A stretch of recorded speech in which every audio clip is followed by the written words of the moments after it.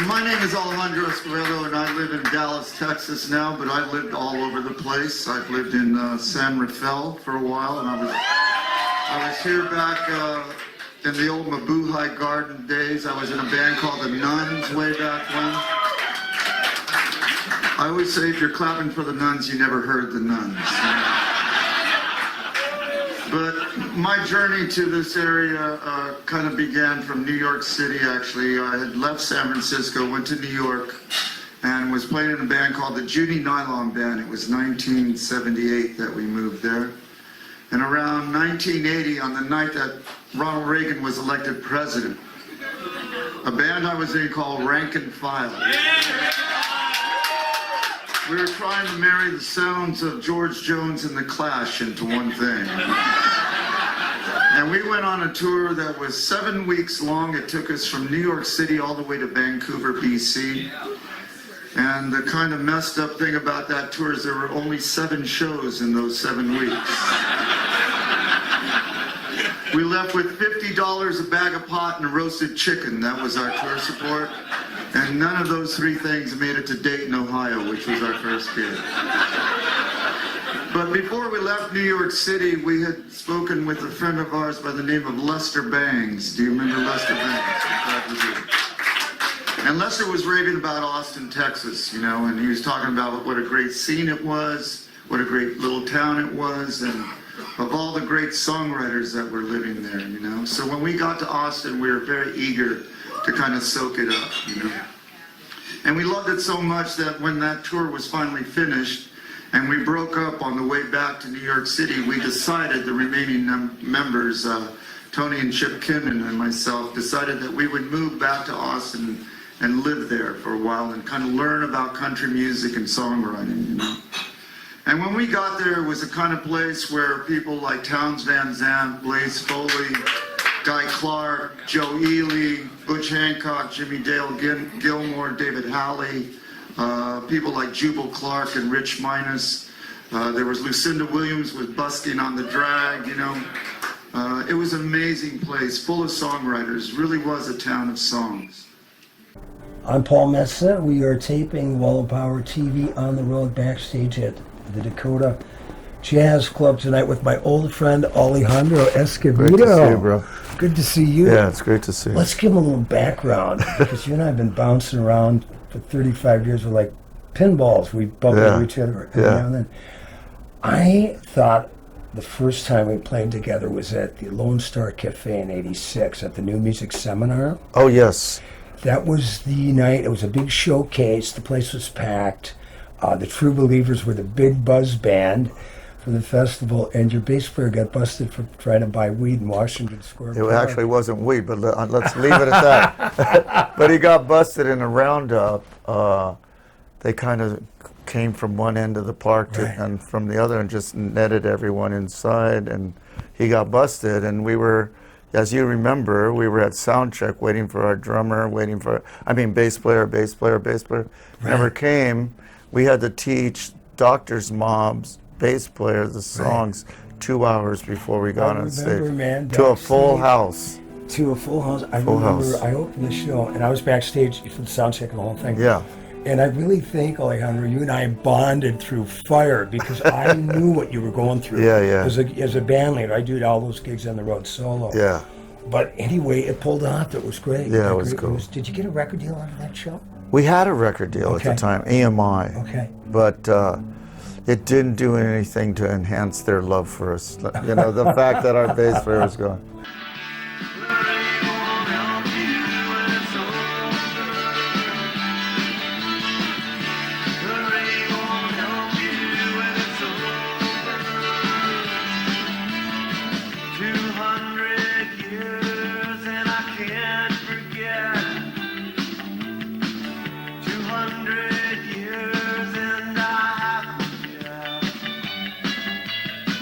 Her mother cries when it's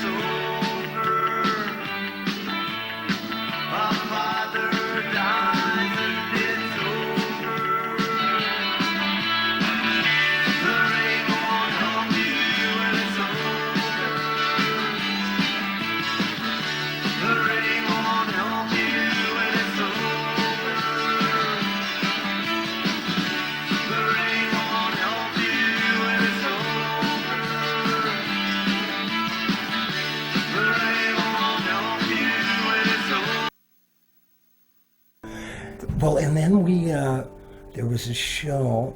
I remember I opened Los Lobos' first show at 7th Street Entry, but I don't think that was the show. You were on the bill with Los Lobos at First Avenue. Cinco de Mayo, I think it was 2 or 3 nights that we And I was just hanging out because I got to know the boys David of Los Lobos. and you know all those cats. guys, yeah. And then I got to know you, and we went to. What was that place called? Do you remember? The band. What was the name of the band? It was their rehearsal space. Yeah, it was like it's a showcase. huge sound stage. Yeah. And we all got up and played till 7, 8 in the morning. Yeah. It was good fun. It was damn good fun. It was really good So, fun. yeah, and then I thought I saw you though at the. Were you at the Woody Guthrie? we played yeah. at the Woody Guthrie celebration in 96. Rock and Roll Hall of Fame. Yeah. You and I think, were on a songwriters panel with Danny Byrne. Danny Byrne and the late great Jimmy LaFave. Yeah. And Billy Bragg. And Billy Bragg, yeah. Yeah. Right. That was a hell of a weekend. It was a wonderful. And you were really sick at that point. No, I wasn't sick yet. Oh, are you sure? Well, I was starting to kind of feel the effects Okay, that's of it. maybe what it was. Yeah. But you went through that whole thing and came out on top, right? Yeah. It it took a long time, and it was.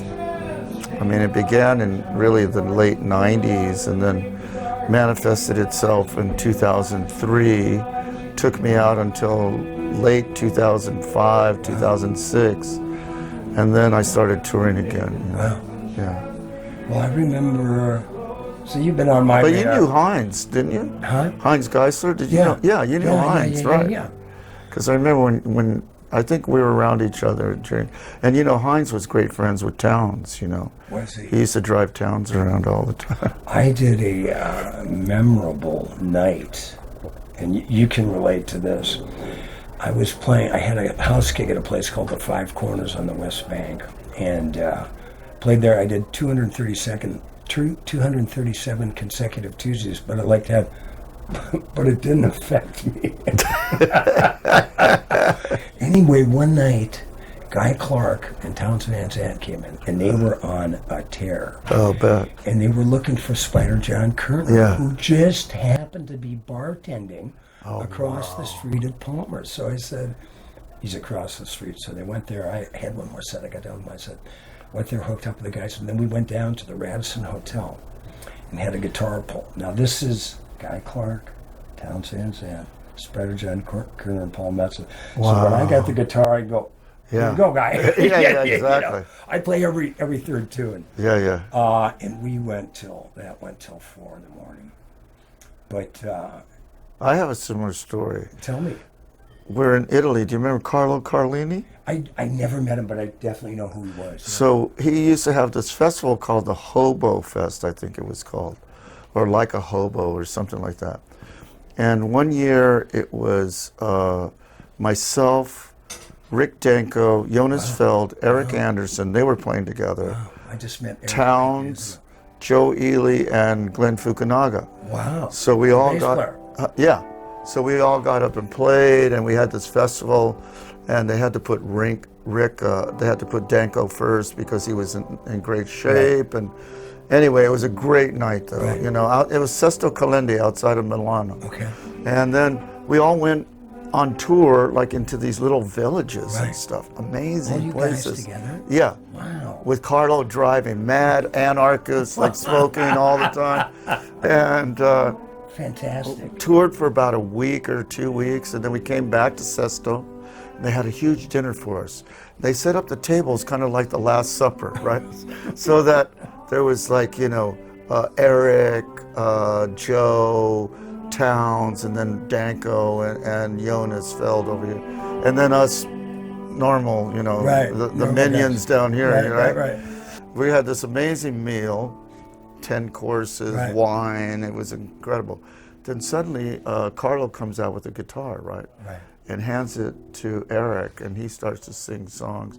And it's being passed from Eric to Danko, and every song is like better than the next Right. song. Unbelievable songs.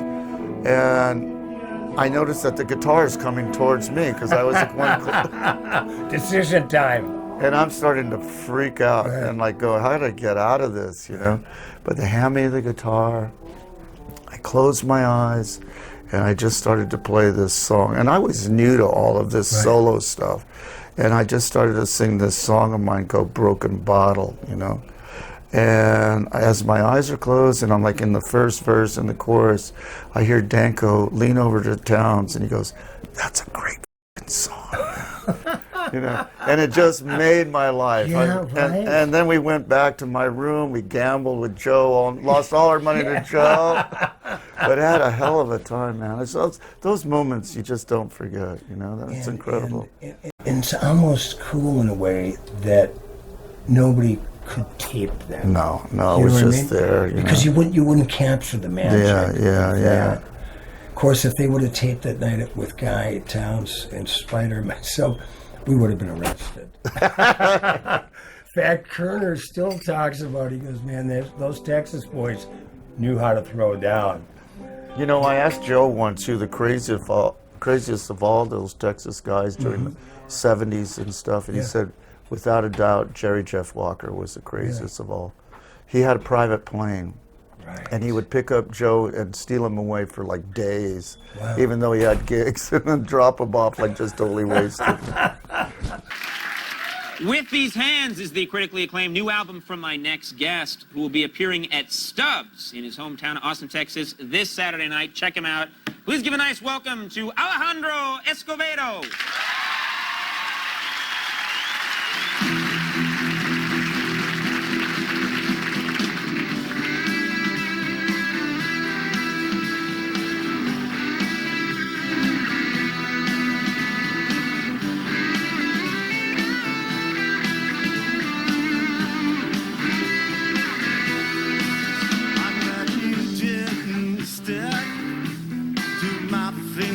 Like a tremble, a wasted fortune spent on things we never felt inside. I count the footsteps, take me far away from you, because I stayed too long inside this crooked frame.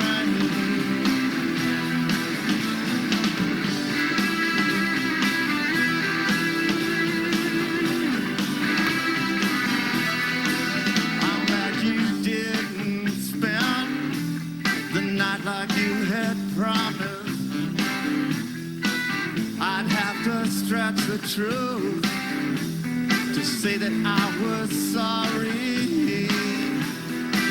And now I laugh aloud,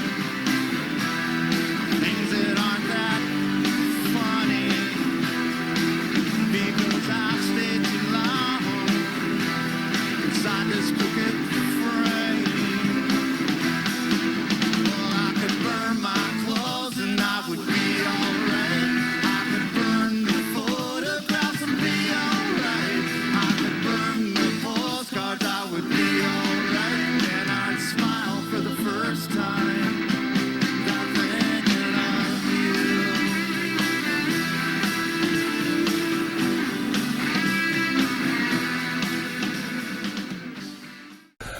Now, there's a guy named, is it Chris Gage, who plays keyboards with Jerry Jeff now? I don't know him. Yeah, he's a South Dakota boy. He used to play with a band called the Red Willow Band years ago. I was down in Austin I think the last time I was, 2012. You won, I think, Austin Musician of the Year at the Austin Music Awards. Wow. I was happy for you there. Thank you. And I think our good friend Margaret Moser is still with us. Margaret, yeah. She was so sweet to me. I went to half a dozen of South by Southwest until I got too big. And I just called Margaret up. And my passes. Oh, she would do everything for. She was a sweetheart. There was another guy, I started going down to Austin in 82. My sister lived down there, so I went down for Christmas. I remember I saw Billy Joe Shaver with Eddie, the quartet at the Continental. I swear to God, there were 6 people there because school was out. Oh. They played their asses off. Yeah. And then I was running around, and I kept missing Stevie Ray, who was just kind of coming on the scene. It was like I go to Hutz Diner. He was just here. I go to any of the clubs, I kept missing. But in '84, I really started to go down there, and I met Larry Monroe, and Larry's cool. yeah, and one of the nicest guitar players I ever met in my life, Jesse Taylor. What a sweetheart, man. Did you know Jesse? Oh, yeah, he was amazing. I went to the last gig they did for him, the memorial at Threadgill's, right? I have a piece of his art at home that I bought a couple pieces of his art. And I'll never forget him. He always had such a kind word. When I saw him that day, he says, "You're the cherry on top of the cake." Nice. And he's just so sweet. I got up and sang a song, and he played guitar. But what a sweetheart. I mean, I miss those days. And I think I miss those days because South by Southwest at that time was smaller, of course. And it was just like all of us got to see each other in one place, in a cool place. Yeah. And we got to show off our town and take you to great Mexican restaurants and barbecue and, bars or whatever it was. And you didn't have to stand in line. And that's where I met Jimmy LaFave. I was booked at the Chicago House. Yeah. And he was running the show. With Peggy. Yeah. Yeah. And so he actually got me a deal with Tomato Records that went nowhere. But the upside was, so it was one of these deals. I was dealing with Tomato. You didn't get the check? No, I didn't get the check, as a matter of fact. But we ended up at Willie's studio at Pedernales with Bob Johnston. Oh. Jimmy and I and Bob. And Bob a couple was other good. guys. Yeah. And passing the guitar around and on a very smoky afternoon. But yeah, so Jimmy and I had been, in touch ever since till he passed. I'm honored to say I was the guy that turned Nora Guthrie onto him. Oh, did you? Mm-hmm. Wow. I got to know Nora in '95 when I moved to New York. Yeah. And she was just starting to put all this Woody stuff in Oklahoma. I said, I've got a guy from Oklahoma you really need to know. And so they bonded completely. And that's how we all ended up on that panel, right? Probably, yeah, through Nora. Because Nora was involved with Dave. She invited us all. Yeah, with Dave Marsh. Yeah, she invited us all. Yeah, may he rest in peace, man. Jimmy was just... That was a beautiful memorial they had for him. Were you there? No, I wasn't. Yeah. And I just couldn't swing it. I was booked, but I heard. Yeah. And I saw it online. It was gorgeous. I just saw it online. We were on tour, of course. Yeah, and then he came out as sick as he was in his wheelchair and played Goodnight Irene or something. Unbelievably courageous guy. Oh, yeah. man, Beautiful cat. To the end. Yeah, so there were, let's see. I've got to ask you about Blaze Foley. Yeah. Did you... I just saw him a lot. Right. He was always around the same people that I was hanging out with. So I saw him, but I can't say I knew him at all. You know, just kind of interactions here and there, but nothing that I would call kind of an accident waiting to happen. Yeah. Then another guy I'm sure you knew, when I played Farm Aid '92, so I went down to hang out in Austin with my friends, Booker Michael, who you know, Booker, and a couple other friends. And so I got invited to play at the Sing for Your Supper at Threadgill's. The Champ Hood was running. Oh, yeah. So I got to play Champ's turquoise guitar. Yeah. Oh, you did? That was a great guitar. It was a beautiful guitar, Yeah. And it was a Collins. Oh, was it? Yeah, it was a Collins. Well, the first Collins, it really was. Really? Yeah. Well, I got a chance, it might have been right around that time, or it might have been a couple years later, to tour the Callings plant. Yeah. My God, do you have a Callings? Yeah, I do. Wow. Yeah. I got the SJ. Wow. Yeah.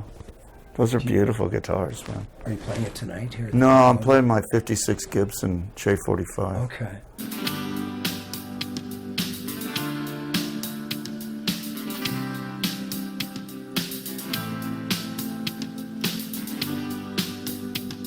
Sally was a cop, but now she's a soldier.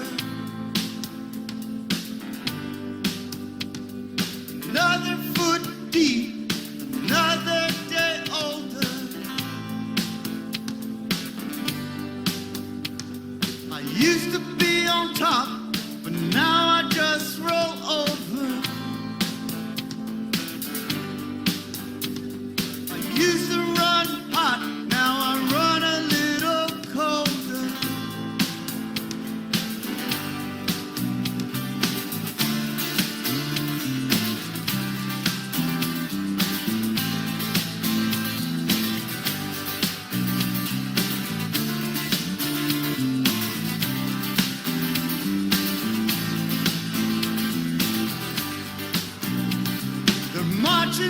the streets, people hiding in their cupboards. From the crazy politicos to the mercenary lovers. The socialites and psychopaths are dancing with each other. Sally was a cop, but now she's a soldier.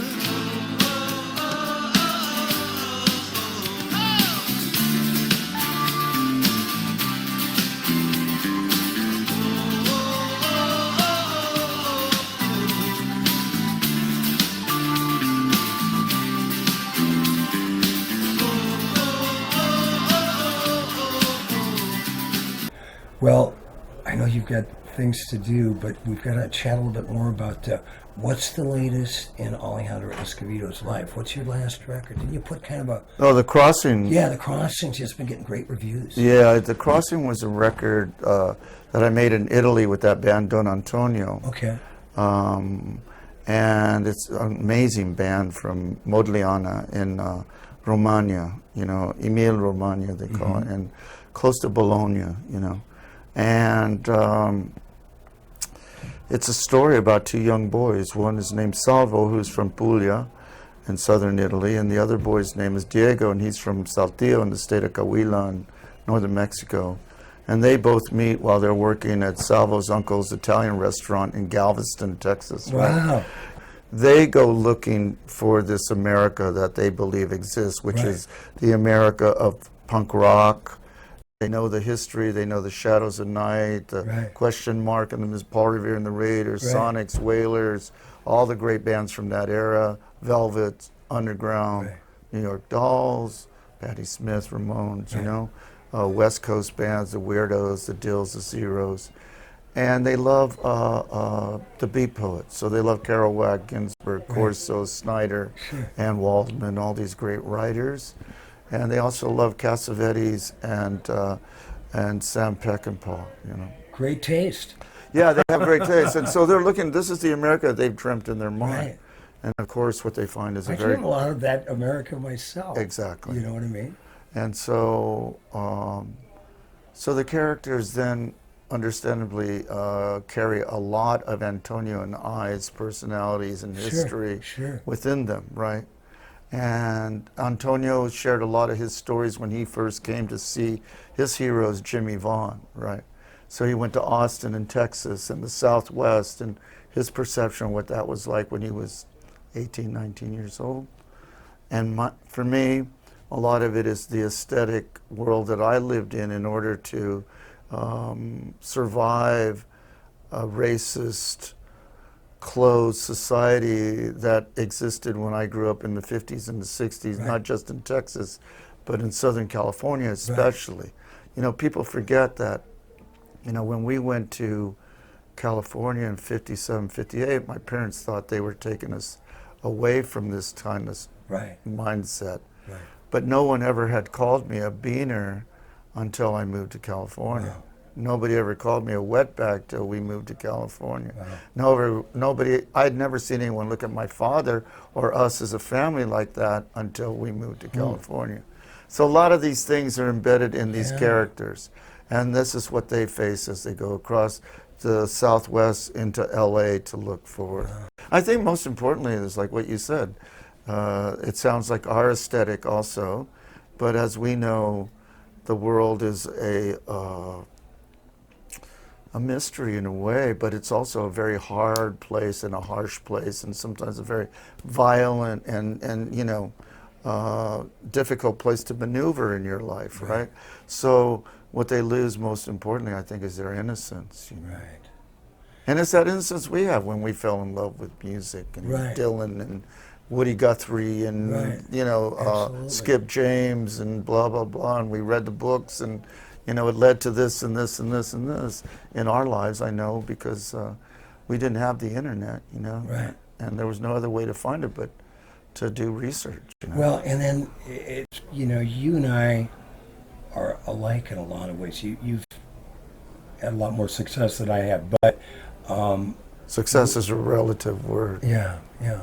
But I mean, in terms of, you know, the music business, it's never been a walk in the park. It's really arguably tougher now than it was 20 years ago. It's crazy, man. Yeah. And yet, this is what we do, and it's too late to turn back.